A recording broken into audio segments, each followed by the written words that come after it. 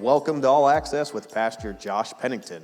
I'm Mike Riley, and this is... Mackenzie Riley. Hi, guys. Hello. Hi, Josh. Good to see you. Good to see you. Thanks for hanging out with me for a minute. Yes, and thank you for allowing us to come in today and sit behind you during your message. It was my pleasure. That was awesome. It's interesting because probably people don't think, they probably wonder, what did that do? It's just interesting to have people in close proximity to you can, just hear even whispers as a communicator. It helps rather than just nothingness of that lens. It was may seem like a small thing, but it had a big impact on me, so thanks. And a big impact on me, too. It feels so good just to be back into the building. Yeah, I'm glad. It's very walking nice. in was incredible. Yeah. It just felt like we were back home again. Sweet. And that brings me to my first question. Okay. So a lot of people, we're kind of a large church for a rural area, and I know you often make the joke that you only work on Sundays. So my question is, can you give our viewers and us, although we kind of know the answer, but can you give us the inside of what Pastor Josh's normal week or day looks like? Yeah, it's a good question. Because I'm an early riser. Yeah. And you and I have texted at 5:30 in the morning. Yeah. And 11 at night. Yeah. So, and not necessarily about church stuff, but sometimes about church stuff. Yeah. So I think the viewers would want to know what's that look like. Good. I did not have access to the question, so you get all access to me, but I didn't have access to the question. But I think it's a great That's question. only fair. It's only fair. It's only fair. So I had to rewind quite a while to tell you what my work week looks like. And about 10 years ago, I experienced massive amounts of frustration because I just had an imbalance in priorities. I was actually doing 3 jobs. It was probably more than 10 years ago, but I had 3 jobs. I was pastoring the church, I was selling real estate, and I was waiting tables. And I wasn't getting anything. I felt like I was meeting myself coming and going. So I was just at a point of frustration where I had to sit down. I sat down with a course on priorities by a mentor, John Maxwell, and he walked me through video the Pareto principle, the 80-20 principle, that, that if you prioritize correctly, you can get a high output from the work that you're doing. So in that period of time, I categorized each day. So Sunday is preaching, Monday is people, Tuesday is planning, Wednesday is projects, and Thursday is praying. Then I get Friday and Saturday as flex days. You just kind of see what happens. So I keep my schedule. I'll do on the 20th of this month, I will schedule next month. So on the 20th of August, I'll schedule based on those days. And I'll leave openings for emergencies, things pop up, things that you can't really schedule, and so I'll do that. Over the years, I've gotten kind of credit for not being a very early riser. I can tend to be a very early riser. I just don't get around people until much later. Yeah, so that's better for me, and that's better for everyone. And I try not to disrupt too much, but when I come into the office, I have a gift of disruption, and I will kind of throw things off. So I have to kind of manage that as well. So that's kind of what my week looks like. 5 P's of my week that I try to kind of categorize and keep structured in a way that keeps everything in my world balanced and in rhythm. I use the word balance. I shouldn't. I think balance is almost a false expectation. So many people probably right now are trying to balance life. And I guess the thing I would say is life is unbalanced.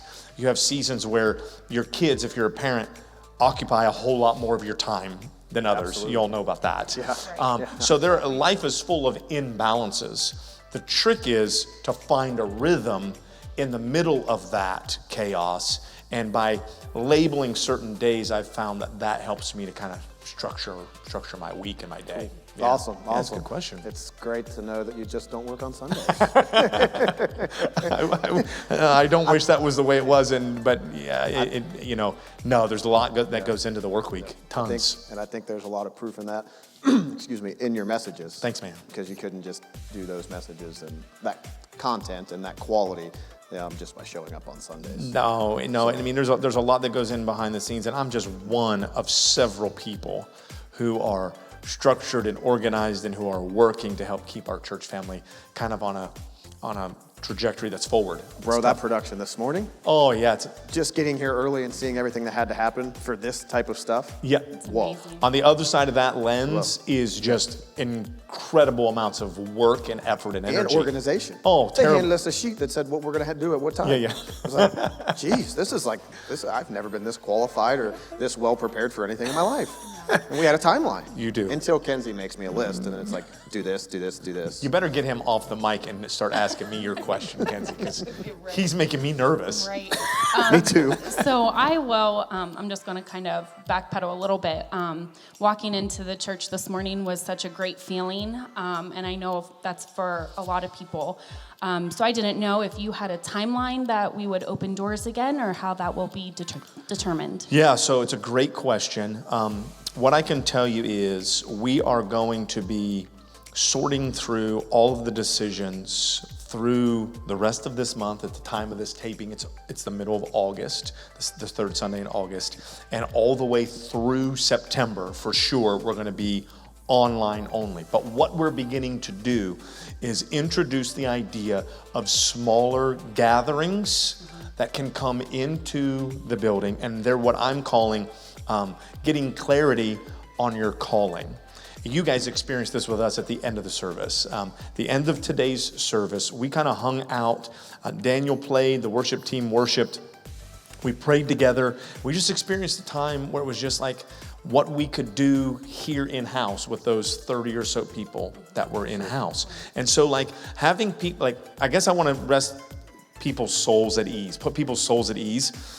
In-house worship will return bigger and better than ever. Awesome. Yeah. Awesome. We can't wait. Yeah, I cannot tell you exactly a date for that. And if I can rewind, one of the things that I want to highlight is my own disobedience that you guys have probably heard me tell this story, but it bears repeating that. I got caught up in the survey and the excitement of getting back to normal. And I got ahead of things. And I really had something different in my heart to go down this path of the starfish and the spider.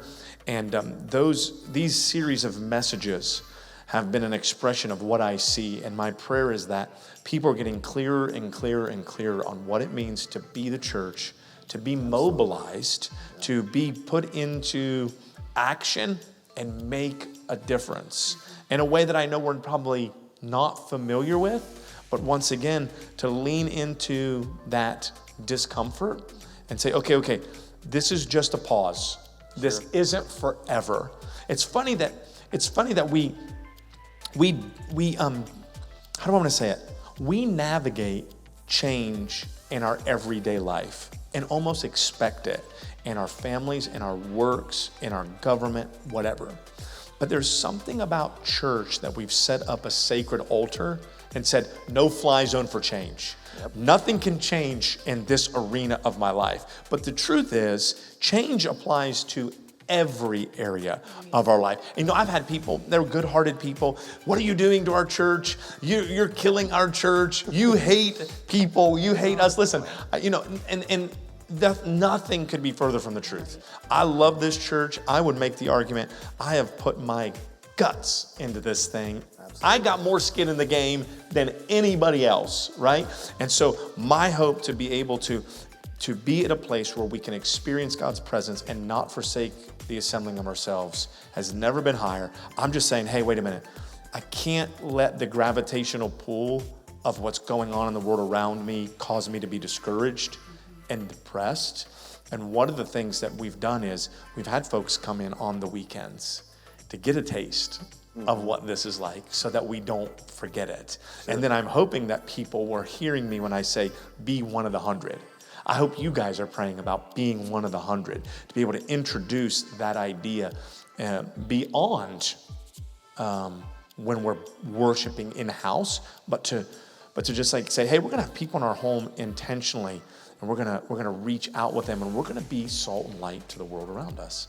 And I think the opportunity is massive. Opportunity is massive. Yeah. And hopes are high for me, and I'm just trying to like say, hey, let's stay up together, guys. Let's stay up above all of it.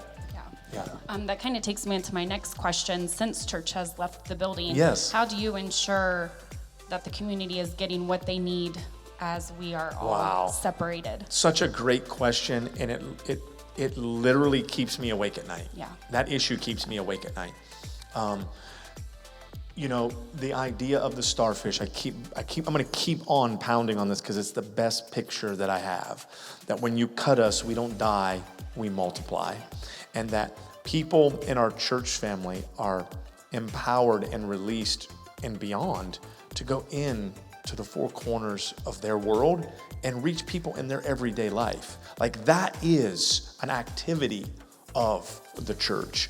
We've done our very best to continue to be generous to different areas of need, whether it's homelessness, poverty, so on and so forth. We have a couple ideas that we're working through to kind of help give people a point of connection and that sense of hope. And so I guess, like, for me personally, I'm trying to lead by example by doing that. Going out not in a structured church thing, in a different way, and being the hands and feet of Jesus, right? Like, is it going to forever be that way? No. Am I calling people to say, hey, let's go do this together? Yes. And I think that a lot of people can be doing that and be making a massive difference. Absolutely, yeah. Your point that you brought up there, you said we're still being generous. I think one thing to remember for all of us that attend More Life is most businesses that I'm aware of had some sort of layoffs. Yeah. And we staff how many families? How many folks? We just added some, so we're up to 11. 11 people, whether it's full-time or part-time. Correct. A little bit of both. Relying on More Life Church. Yep. For a portion or all of their income. Correct. They're working for that. We're not just donating to them. But they are working. We are not donating to them. And I think that's something to be celebrated. I do too. And not only that, I think it's something where while you lead through this, I think sometimes maybe the expectation is doom and gloom. Mm-hmm. We see that in the business world quite a bit. Yeah. We see it in everyday life quite a bit. Well, COVID this, COVID that. Yeah. Everybody's kind of upset. I think we can still choose joy. Absolutely. And lead with passion and lead with heart, and we're allowed to be happy. Absolutely. We've kind of joked a little bit in the office from time to time. One staff member in particular leads the charge on this, and they'll say, if something doesn't go right, they'll say, well, it's COVID's fault. It's like, it's almost, the natural excuse. It is. It's kind of funny, but it's kind of not. Right. That, like, people now are, this is going to make probably some people a little uncomfortable, but people are using COVID as reasons why they don't go to family get-togethers, why they don't go where they normally go. Some people are using it for an excuse to not go to church, or I don't want to go back to work or whatever. So it's like COVID's fault, right?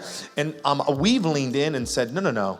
That isn't the way we're going to think of it. We're going to just keep moving forward. In fact, we have made 4 part-time hires since COVID hit. And the budget doesn't necessarily reflect surplus or excess. It was me saying, hey, there are some areas that we're going to need to address, and these need to be additions. So we're leaning in. We're saying, hey, come get me. Push back and say, hey, no, we're not gonna do that. And in fact, all 4 hires are under the age of 23. That's awesome. We didn't have any Gen Zers on staff. And I joked with the current staff, I'm like, you guys are old. You're like all 33 and older. Like, we need some young people. Like, you're not thinking straight. You're thinking like old people already. We're getting there. They're like, who are these old people? It's you 30-somethings. You guys are the old people right now, right? I guess that's us. That's you all. Oh, man. And so I'm really excited about the passion that these young people bring.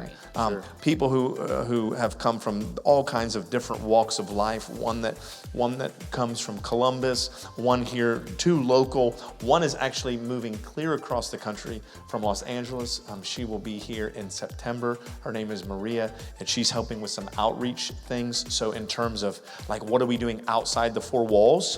One of the things that we're getting in this period of time, like, I want to remind people that while we're not gathering, the reason we did that was 100% of our effort. You saw the team working today. 100% of our effort was going to too small of a percentage of return. And I want to say this real clearly, because people who understand business, education, and those types of things, when they see certain trends, they have a choice. Make an excuse or make an adjustment. And the people who make an excuse don't usually survive.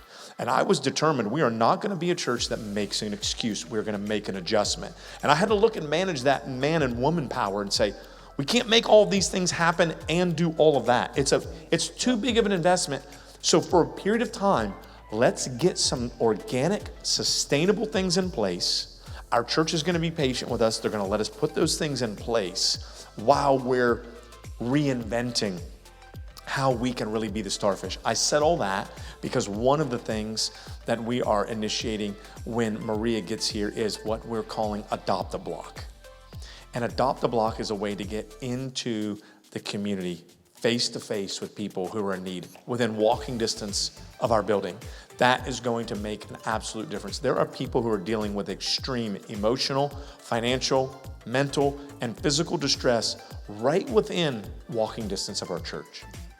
We've got to be the hands and feet of Jesus and go where people are hurting. Find a need and fill it.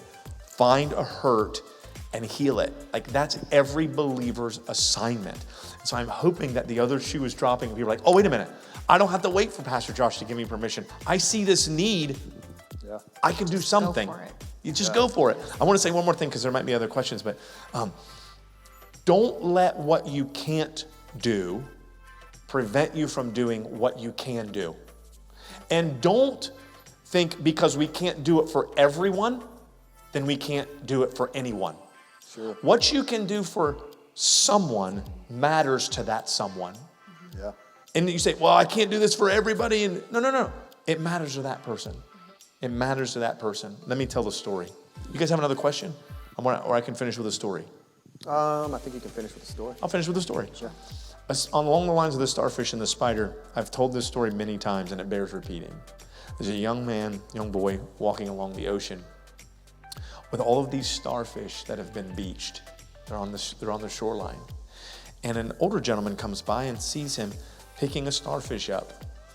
I mean, thousands upon thousands of starfish just covering as far as the eye can see on the ocean bank. And he's one by one picking one up, throwing it in. Sees another one, picks it up, throws it in. This older gentleman comes by and says, what are you doing, son? He said, I'm throwing these starfish back in the ocean. He said, there's no way you can make a difference. There are too many. There are too many for you to make an impact on this. And the little boy bent down, picked up a starfish, threw it in the ocean and said, it made a difference to that one. Amen. He bent down, picked up another one, threw it in and said, it made a difference to that one. Yeah. And that's what I mean when I say, maybe you can't get to all of them, but get to the people that you can. It will make a difference in their world. Yeah, that's awesome. So true. Thanks, guys. Amen. Thank you. Yeah. Thanks for joining us. Yeah. And why don't y'all say bye? Adios. Have a great week. All right, bye.